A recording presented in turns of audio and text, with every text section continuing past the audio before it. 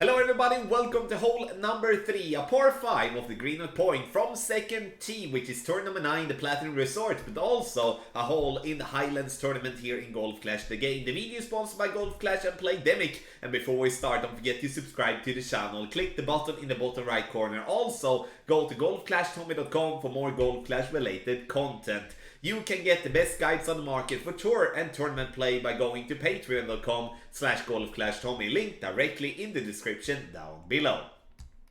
So, hole number 3 has got through a change, and now we cannot just sit by and just lay up short as we normally do. We normally just lay up on the top right of the fairway. Now we do need to try to push this ball to be as close to the top of the rough possible. And the reason we want to do that is because we do want to find ourselves in having two alternatives for the second shot. One is going to be, just a normal bouncing shot to the pin, and one is going to be a rough bump. But the rough bump is going to be very difficult and not going to be possible if you find yourself being short with your drive.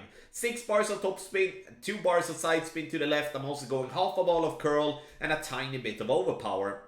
The overpower is definitely something that you will have to judge, and I would obviously see us having, if we do have a direct headwind, it's going to be difficult for us to push this drive harder than what we are doing now, because now the risk of going into the rough when we have to force our drive in a much tougher way, it will be much easier to get into the rough, which obviously will destroy this this hole for us completely. Because before, if we reached into the rough, we had no issues reaching for the pin in 2, because then we had where we do have our sniper now was basically where we had the pin before. So we have got a lot more yardage to cover this go around. And you can see that even if we have a sniper level 10 and a power 3 ball, I'm nowhere close to be able to use the rough bump. So I'm going to leave the ball guideline a little short, a little bit too conservative there in my opinion. We need to have at least 1 or 2 green squares before the pin, not 5 as I'm having here.